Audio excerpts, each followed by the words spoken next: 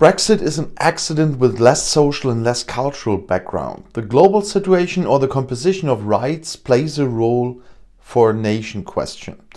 At an earlier loss of the Brexit negotiations, EU chief negotiator Michel Barnier stated that, as a result, neither side was in a better position than before. It was a lose-lose situation. The trade and cooperation agreement, negotiated shortly before the exit, was heard by everyone, but the right to compromise and the associated justification is hardly given to listen to Barnier's assessment. Concerns for the UK are global losses from Brexit, despite claims and promises to the contrary concern. This is a rather negative balance that backs the question or why the venture was not controlled by law not only in a referendum, but after allowing personal consent, even if the costs are becoming increasingly apparent. The motives for Brexit are often in need of development, which are also for the rise of populist rights and rights in Western Europe and the political rights. The economic decline of the region, for example, their industries no longer are able to compete in global competition, and the rebellion against a policy that heard or even heard of this decline. However, the Brexit decision, which many observers believe, has made it clear that not only the excluded or marginalized are behind there. The exit also found understanding among those who cannot lose globalization and for whom the law is more important. The exit brings political and cultural independence in their eyes. A study in the British Journal of Sociology backs them for these differences in the perception of Brexit, as well as the education of the disadvantaged, and on the other side as an expression of a newly strengthened English nationalism. If economic deprivation or nationalist ideology is the decisive factor, indulgent policy options are there, which were between 2016, the year of the Brexit referendum, and 2018.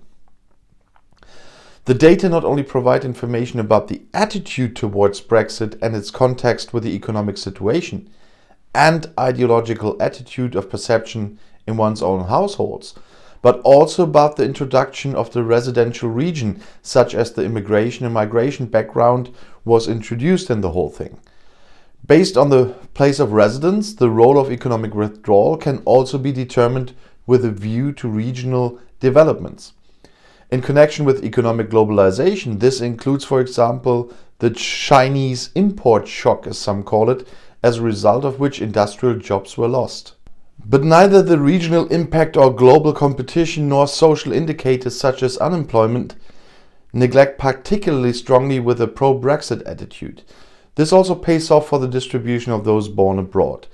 In regions with a population characterized by migration, the group of leavers does not exist as well as it does in other places.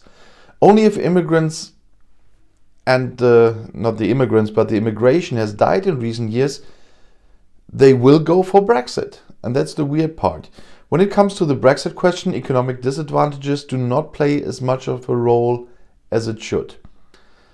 Clearer than the economic factor that corresponds to the culture is you are most likely in favor of Brexit if you distinguish yourself as English. The fact that Brexit is no longer a British and above all an English one is an interesting question there. In Scotland, for example, it did not find a majority. The connection between the tendency to exit and a particularist worldview becomes clear at another point. Brexit is supported by those who are only interested in a small section of culture that is limited to popular genres. So-called cultural omnivores, whose musical, literary and other cultural preferences are broadly diversified, can be found predominantly in the Remainer camp. Unsurprisingly, the importance of cultural orientations goes hand in hand with fluctuation. The survey used in the study was unable to reproduce the result of the referendum. Among the respondents, the Remainers formed the majority with 51.5%.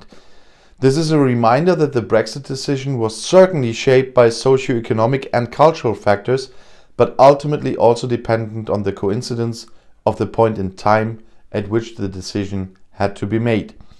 And if you want to stay informed, please subscribe to my channel and my other channels. I'll see you in my next video. Bis gleich.